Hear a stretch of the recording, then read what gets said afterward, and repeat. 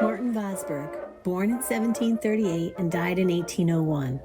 He is buried in the Old Red Church Cemetery in Tivoli. His grave is marked by a badly chipped and almost totally eroded red sandstone tablet next to his wife's smaller one, south of the church, close to the road.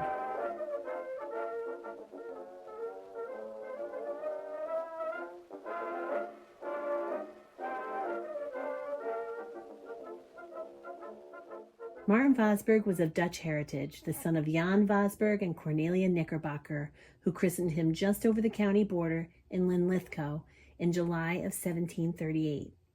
His first wife, Hannah Ashley, from Sheffield, Massachusetts, was 19 years old when she died 6 months after they were married in 1764. She was initially buried in the Hoffman burial ground, quote, on a sand bluff back of the hotel at Tivoli Landing, with Martin's father's family. Interments from this small collection of graves were removed and reinterred at St. Paul's Episcopal Church sometime after 1882. Martin was married for the second time to Cornelia Gilbert, born in 1740 and died in 1809. In 1776, and they had at least 6 children for whom baptismal records exist. Hannah, born in 1777, died in 1804, who married Arthur Rohrbach. John, baptized in 1767 in Germantown as Jan. William, baptized in Red Hook in 1769. Martin, born in 1771, died in 1815.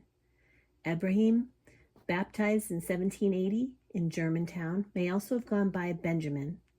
And Jacob Vosburgh, born in 1782 and died in 1854, who married Hannah Schoonmaker. Ebrahim Vosburgh's 1780 baptism was sponsored at the Dutch church by Ebrahim Brazier and wife Ariantje Gilbert, transplants from New York City, having fled the occupation of the British during the Revolutionary War. Ariantje and Cornelia Gilbert were sisters, making Ebrahim, whose surname is most commonly written Brasher, Martin's brother-in-law. There is a dog-head pommel sword known as a hanger in the collection of the Latimer family on loan but not currently on display at Fort Ticonderoga that is supposed to have belonged to the Revolutionary War hero Ethan Allen.